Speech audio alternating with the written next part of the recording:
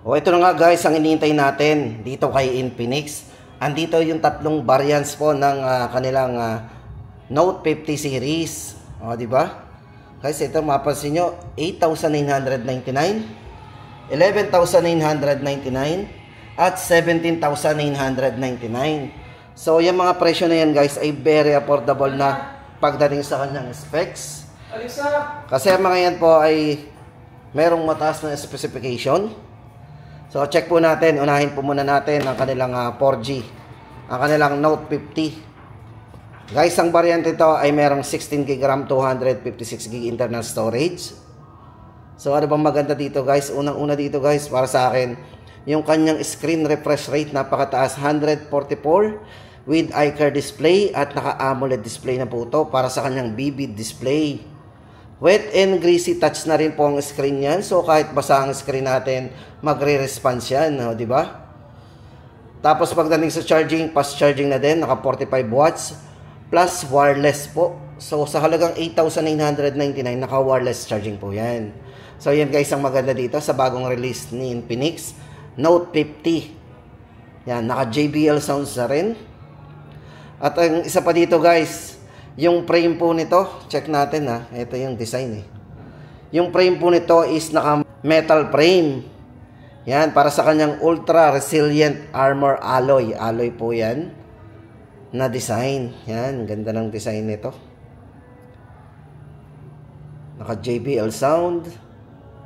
At syempre guys, ito pagdating sa kanyang camera. Ang camera po nito is naka Sony IMX, especially guys do sa Pro Plus. So itong hawak natin is dummy phone. So design pa lang may papakita natin sa inyo. Ayan. Para po sa presyo guys ng kanilang Note 50, ito po ay 8,999. Tapos guys, ito naman ang kanilang Note 50 Pro. Ano ba yung difference guys sa Note 50 Pro naman? Ano bang meron? For Note 50 Pro guys, ito unang-una dyan guys ang kanyang yung kanyang charging capability. Naka 90 watts po yan. Ito ay naka 90 watts yan. Plus naka 30 watts wireless charging din. 5,200 mAh battery. Napakataas na rin. At meron din 6-year battery. Ano yan protection. Then pagdating sa screen refresh rate, ito ay naka 144 na rin. Yung kanyang screen refresh rate. Na AMOLED display na rin, wet and greasy touch na rin, at syempre guys, naka metal frame din yan, ultra resilient armor alloy ang ginamit, syempre sa kanyang design. Tapos guys, ang variant na hawak natin na yan, si Note 50 Pro, ay merong 24GB na RAM, tapos 256 po ang internal storage. Yan, para po sa presyo guys nito, 11,999. Tapos guys, ito na, dito na tayo sa kanilang Note 50 Pro Plus na may presyong 17,999. Sulit ba tayo doon sa presyong 17,999?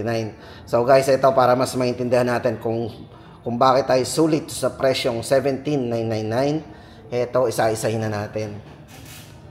Unang-una guys, dito sa kay Infinix Note 50 Pro Plus 5G. Siyempre guys, naka 5G na yan. Mabilis ang ating downloading and uploading. Tapos pagdating sa processor guys, mataas po ang processor nito kumpara sa mga sinundan po nito mga model. Kasi ito, ginamitan po ito ng Dimensity 8350 Ultimate 5.5G. Yan. Ang ginamit po sa kanyang processor. Naka 4 nanometer po yan. Diba? Usually, nakikita natin sa mga flagship phone talaga yan. Pero dito kay Note 50 Pro Plus, 17,999 ang price. Bukod doon guys, naka 144 ang kanyang screen refresh rate with iCar display para sa kanyang AMOLED display. Tapos ito yung sa camera guys, kung naghahanap tayo ng mataas na zoom, ito po ay merong 100 times zoom periscope camera. Ginamitan po ito ng Sony IMX 896 with optical image stabilization. Ayan. Tapos guys, hindi lang yan naka JBL sound din. Naka dual speakers. Grabe, kompletong-kompleto tayo dito sa kay sa kay Note 50 Pro Plus 5G. So, yun guys, wala pa po tayong makikita ng ganitong mga presyuhan na ginamitan po ng alloy. Oh, yan, di ba? Naka metal frame alloy. Tapos guys, sa mga mag-a-avail nga pala ng kanilang Note 50 series, ito guys ang maganda, sa lahat po na mag-a-avail ng any variant po ng lahat ng yan. So meron po tayong makukuhang freebie. Ito, yung View Premium, yan. 1-year subscription for every purchase of Note 50 series. So ito guys is until supply lasts only.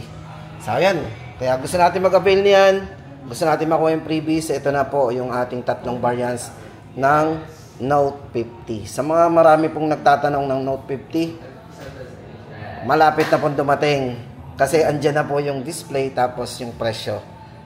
At yung stock na lang hihintayin natin. So ayan, visit po tayo sa pinakamalapit na mga store ng Infinix para makita natin ang kanilang model ng Note 50.